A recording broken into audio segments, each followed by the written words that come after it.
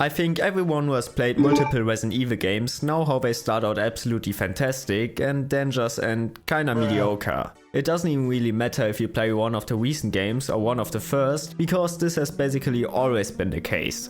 The very first Resident Evil starts with the incredibly atmospheric and moody Spencer mansion and ends with the rather boring underground and lab sections. The amazing sequel, Resident Evil 2, starts with the great RPD and ends again with the rather boring lab. Resident Evil 4, as an insane evolution and change in tone, starts with the unforgettable village section and ends on a completely out of place military island. Even Resident Evil 7, the great savior of the franchise, starts with the intense main house and, I think you can already guess it, ends on the rather boring and annoying boat and underground. You can pick almost any Resident Evil game and it's pretty much always going to be the same story. An incredibly good beginning, followed by a somewhat disappointing second half. But why is that? What is Capcom doing wrong?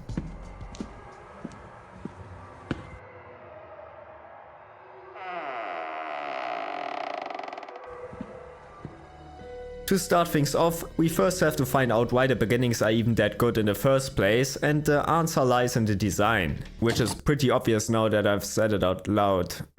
Anyway, one of the biggest reasons is arguably the concept of mystery and the unknown. Especially Resident Evil 1, 4 and 7 are very effective at slowly introducing the setting and building the tension by showing very little enemies and spreading environmental hints about what happened, but without giving away too much of what lays ahead. If you play these specific games blind, you will have no idea what the enemy is, what you're expected to do, and how many resources there are going to be. And that is f***ing scary. Survival horror is simply at its best in these conditions, and Capcom is able to nail this in the beginnings. Every bullet matters, every herb has to be used in the most efficient way, every hallway descends further into the madness, and every turn could mean a new strong enemy. But you just have and want to keep pushing ahead. Because at the same time, the exploration is also extremely fun and rewarding. The game's lore opens up with interesting files, you will most likely stock up slowly on resources, and you manage to progress through the area with the very enjoyable key item hunt and puzzles.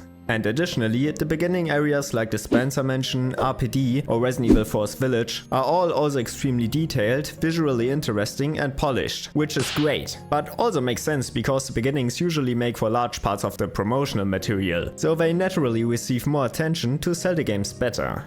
So the beginnings basically showcase Capcom at its best when it comes to survival horror. Incredible immersion, interesting visuals, a slow descent into the lore, and survival horror typical resource scarcity and puzzles. But why are they not able to keep this up into the second half of the games? Well, the reason for this is because you have most likely not subscribed to the channel yet, even though you watch the videos. So please do so if you want to support me, and now I better continue with the real reasons before you watch something else. A part of it is just how these games are designed. While the early game benefits from the unknown, both in terms of story and gameplay, later areas, and to a certain extent even other games like Resident Evil 2 or 3, simply don't have this advantage, because you already know the enemies and the structure of the game. You learn enemy patterns, how to solve the puzzles, and how to navigate the inventory and map. You simply learn what to expect. And once this hits, the games lose a lot of the initial horror and slowly move more towards action and strategy. An example for this is the creepy baby section from Resident Evil Village. Most players will probably agree how this is easily the scariest part of the game and even one of the most disturbing in the whole franchise. And I agree, as long as you don't play it a second time. The path of the baby and the prior puzzles are always the exact same, so although it's scary and unpredictable when playing it for the first time, it's entirely brainless once you've figured out the solutions, making the whole section rather dull and not scary in the slightest. This issue gets reinforced because this is also the part of the games where you stock up massively on resources and new weapons. Early on you will only have the knife and handgun with some ammo, maybe if you're lucky a shotgun with a few shots as well, but nothing more. But by the time you're at the halfway point of the game, you're going to have multiple strong weapons and lots of resources, and the initially scary zombies and dogs won't have the same impact anymore and are basically just another one to add to the number of killed enemies. This shift in power, from just trying to survive to being a one-man army on your way to fuck up the whole place, is embodied into the series, and Capcom leans into this pretty much every single game. Additionally, they changed the pace and tone of the games to be a lot more action oriented. Once you're nearing the end, there's no more grounded, slow exploration, resource management and single enemies. No, now you're going to get explosions, hordes of enemies, here a timer so you have to hurry even more, and ridiculous set pieces. The game couldn't even scare you anymore if it wanted to, because there's just no reason to be. And even though I'm sure many players like this progression, me included, because it's simply a lot of fun to finally fight back against the enemies that terrorize you for plenty of hours, it's also the biggest reason these games stop being scary midway through, which obviously isn't ideal considering we are talking about a horror franchise. But this is still not the sole reason why these games drop off so hard later in the playthrough.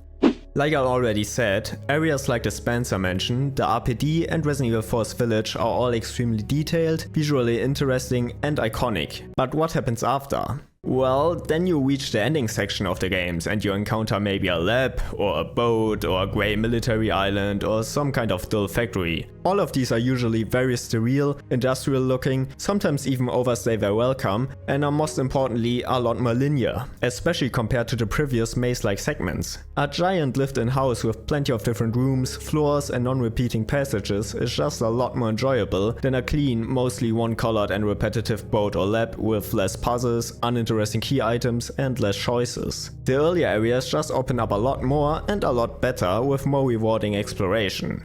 Take Resident Evil 1 as an example. The Spencer Mansion starts off with just a few rooms, but by progressing through the game you will explore more and more until you have seen it all, with plenty of fun puzzles, key items and iconic enemy encounters. And then you get to the lab, which is just a few small floors that all look the same with barely any puzzles and mostly just the same enemies as previously. So while the beginning areas of most Resident Evil games are masterpieces of gaming and very enjoyable, the ones close to the end seem more like a pathway to the final boss and barely any more. It's unfortunately very noticeable how the ending areas receive less attention and care in the development of the games, especially because they stand in direct comparison to the masterful beginnings. So after all, we can conclude that Resident Evil games drop off after the beginning because the areas get simply less interesting, worse in terms of game design, and because the initially scary, unpredictable and unknown setting gets known and therefore loses its horror. But this still opens up the question if Capcom is just doing a bad job at the second half, or if this is simply unavoidable.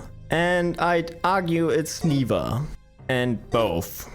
Capcom is definitely responsible for creating ending areas that are visually less interesting, more linear and less focused on puzzles. But simultaneously, the first half of the games are just that good, so it's very hard to match them anyway, and apart from that, it's also pretty much impossible to keep up the fear throughout the entire games. Keeping the enemies scary and unpredictable will most likely just lead to them being possibly too hard and frustrating with an ever increasing difficulty, because there's only so much you can do, especially in regards to the limitations of the first games.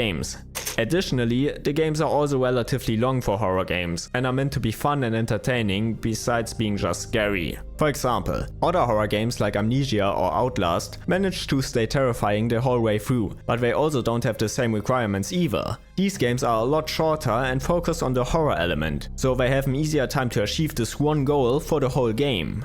So while Capcom is clearly wasting some potential at the end of the games with poor decisions and therefore are just doing a bad job, they also make sure that the games are varied and meet the expectations of the players, causing the drop-off to be kinda necessary to keep the spirit of the franchise.